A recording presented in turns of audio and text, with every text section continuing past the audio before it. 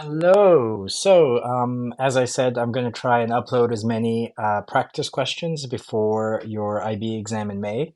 So this is a question back to microeconomics. I already did one from micro, macro, and the global economy. Now I'm going to circle back to microeconomics.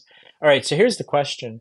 Referring to the concept of excess supply, analyze the effects of falling costs of agricultural inputs and technological improvements in agriculture on the affordability of food. So one thing you need to know is that food as a product relies a lot on agricultural inputs, right? To produce food, you need inputs or resources from the agricultural sector, whether it's milk from cows, meat, dairy products, whether it's fruits and vegetables. Basically, to produce food, you will always use some kind of agricultural inputs. So if the costs of these agricultural inputs is falling and there are technological improvements in agriculture, that will lead to falling costs of inputs and the technological improvements together. That's a non-price determinant of supply that leads to falling costs of producing food,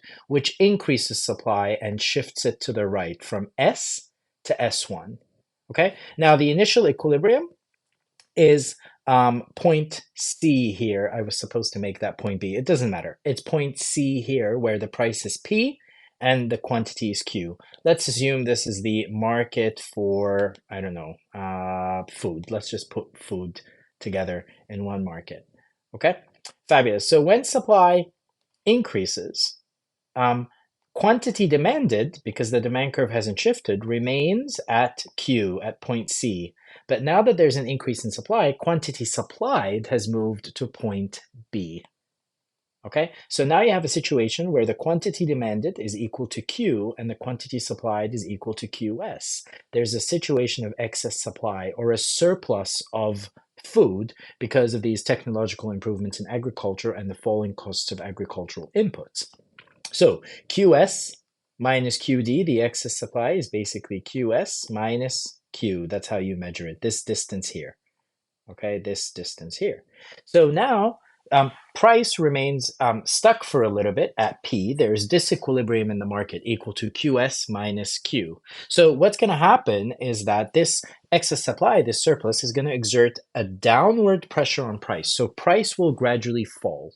Okay, when price gradually falls, according to the law of demand, quantity demanded will gradually increase from Q to Q1, and quantity supplied will gradually decrease according to the law of supply from QS to Q1 until the market reaches a new equilibrium quantity Q1 and a new equilibrium price P1. That means food is becoming cheaper. The price of food is falling. Food is becoming more affordable.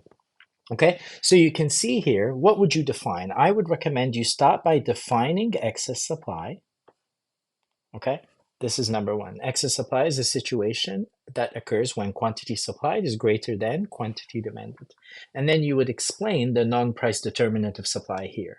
Okay, when there's a falling cost of inputs and technological improvements, that leads to falling costs of production for the product here, which is food.